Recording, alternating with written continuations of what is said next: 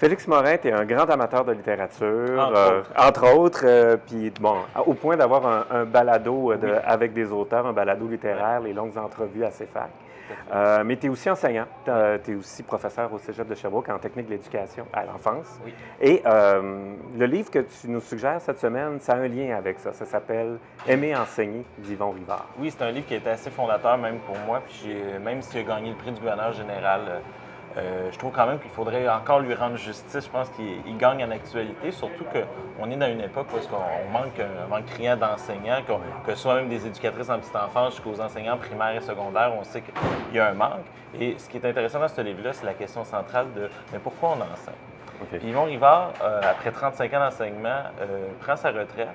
Et là, se dit enfin, je vais pouvoir lire les livres que je veux lire.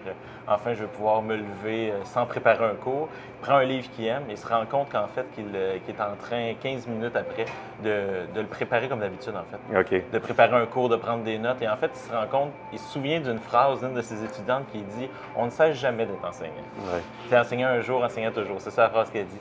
Et à ce moment-là, Yvon se demande pourquoi, en fait, on devient enseignant. Qu'est-ce qui fait qu'on est enseignant? Et il arrive avec cette idée-là que j'aimerais te lire. En fait, c'est on devient professeur comme on devient écrivain par l'aptitude à recevoir des chocs et l'incapacité de les supporter sans se les expliquer, traduire par l'écriture ou par l'enseignement.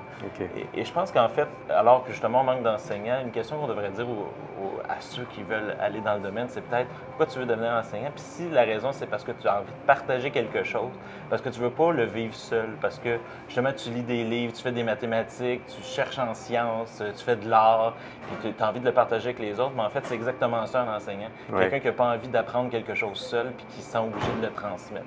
Et ça, je pense que c'est vraiment quelque chose d'important, ce désir-là au cœur même du métier d'enseignant. Ouais. Et puis le titre, il y a une petite nuance parce que c'est pas aimer enseigner, mais aimer, enseigner. Donc, il y a l'enseignement, mais il y a l'amour aussi là-dedans. C'est qui est une notion qu'il aborde dans son essai. Oui, puis c'est ce qui est extrêmement intéressant là-dedans, c'est justement le fait que Yvon, avec cette théorie-là, permet d'expliquer, par exemple, dans l'enseignement supérieur, on va dire, les relations entre enseignants et élèves. Pourquoi c'est si fréquent? Pourquoi on n'est plus vraiment étonné, en fait? En fait, Yvon, il explique qu'un enseignant est porteur d'un savoir et que cet élève-là qui est dans sa classe, en fait, désire apprendre. C'est-à-dire que c'est normal que l'élève, à un moment donné, substitue l'amour qu'il a pour le savoir à l'enseignant parce qu'en fait, il l'identifie à la personne. Par contre, ce qu'Yvon nous dit, c'est que l'enseignant, lui, doit savoir qu'il est là pour le savoir qu'il enseigne et non pour s'en servir pour s'occuper des autres.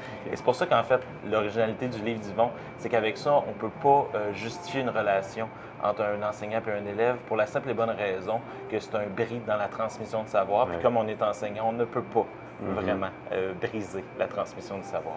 Une forme d'éthique de l'enseignement, dans le fond, et qui touche tout le monde, parce que même si on n'est pas enseignant, on a tous été un élève à un moment de notre vie. Exactement. Donc, et souvent, on va être parents, et il ne faut pas oublier comment les enseignants vont aussi être avec nos élèves. Et je pense que tous les Québécois aimeraient avoir des enseignants qui sont porteurs d'un désir, un amour pour ce qu'ils ont à transmettre. Donc, c'est un livre paru en 2012, prix du gouverneur général en 2013, et que tu considères encore toujours d'actualité. Pour moi, c'est le petit manuel de l'enseignant par excellence. Très hâte de découvrir ça. Merci beaucoup, Félix Morin. Beaucoup.